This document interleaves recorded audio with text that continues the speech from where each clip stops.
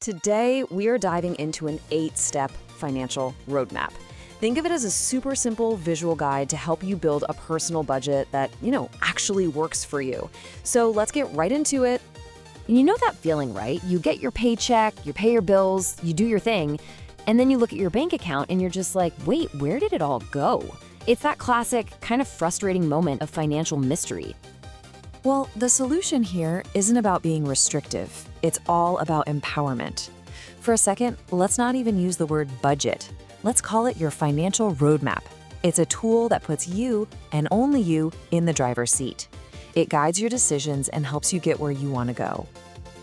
Okay, so just like any good road trip, you can't start the journey until you know your exact location. So these first few steps on our roadmap, they're all about figuring out exactly where you're standing right now. First things first, what are you actually working with? Step 1 is figuring out your net income. Now, this isn't just your salary, okay? It's everything, freelance gigs, side hustles, you name it. But the most important part is this is the number after taxes. That's the real foundation for your entire plan. All right, now for the part that's, well, it's pretty revealing. For one full month, you're gonna track every single dollar that goes out. I know, it sounds a little tedious, but you can't make a solid plan without good data. This step is all about seeing your actual spending habits, not just what you think you're spending. And as you're tracking all this stuff, you'll start to see it fall into 3 main buckets. First, you've got your fixed expenses, things like rent that are the same every month. Then there are the variable ones that bounce around, like your grocery bill. And finally, you have the occasional expenses. Things like holiday gifts or a sudden car repair that can totally sneak up on you if you're not ready for them. This is where the magic happens. A budget without goals is really just a bunch of numbers on a spreadsheet. But the second you add goals, it becomes your personal roadmap to getting what you really want out of life. They give it all a purpose, a direction, and it stops being a chore and starts becoming a mission. And hey, those goals can be big or small. A short-term goal might just be saving up a quick $500 for emergencies. We'll talk more about that in a bit. But a long-term goal, that could be buying a house or actually retiring comfortably. Having a mix of both is what keeps you motivated today while still building for tomorrow. All right, so you know your starting point and you know your destination. Now it's time to actually build the action plan to chart the course on your map. The heart of your action plan is step 4, creating a spending plan. And honestly, a fantastic way to do this is with the 50-30-20 rule.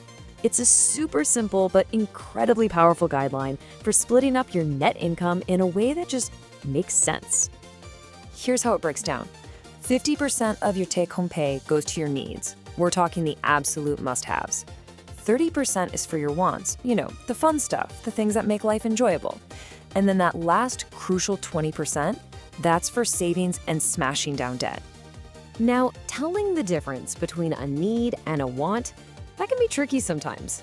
Needs are the essentials for survival, usually those fixed things like rent or insurance.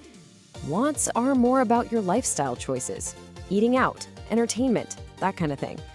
Being really honest with yourself here is the key to making this whole thing work.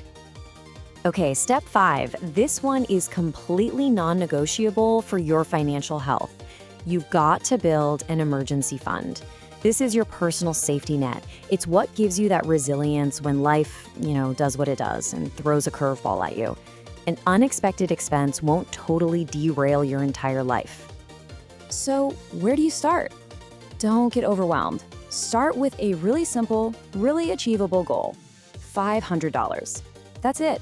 Just focus on hitting that first little milestone. The real secret sauce is how you get there. Start small, stay consistent. And here's a huge tip. Keep this money in a completely separate savings account. Out of sight, out of mind. That way, you won't be tempted to dip into it for something that isn't a true emergency.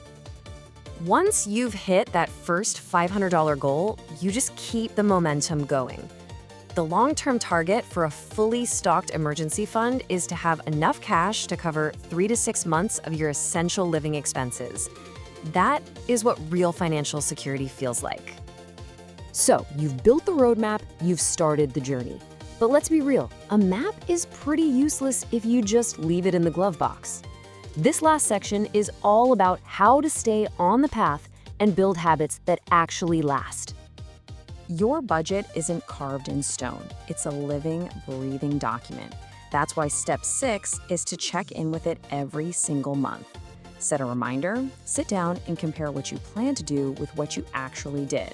Did your income change? Did a new bill pop up? Your roadmap has to reflect your current reality. And guess what? You don't have to do this all with a pen and paper. Step 7 is all about using technology to your advantage. There are awesome apps out there, or even a simple spreadsheet can do the trick. They make tracking so much faster and more accurate.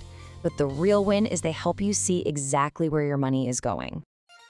And finally, the step that really ties this all together, consistency. Success here is all about building strong habits. And a fantastic way to do that? Reward yourself. Did you hit a savings goal? Pay off a credit card? Celebrate those small wins. It's what keeps you motivated for the long haul. And there you have it. That's the whole shebang. You now have all the pieces, the complete map for your financial journey. Let's just do a super quick recap of the route. So here they are, all laid out, the 8 steps to your financial roadmap. You start by understanding your money in and your money out. Then you give it purpose with clear goals. You build your plan, create a safety net, and promise to check in on it using tools that make it easy. But it all comes down to that last one, staying consistent. This is your path to taking control. At the end of the day, you have the map now. The only question left is, where are you going to let it take you? So start today and take real control of your financial future.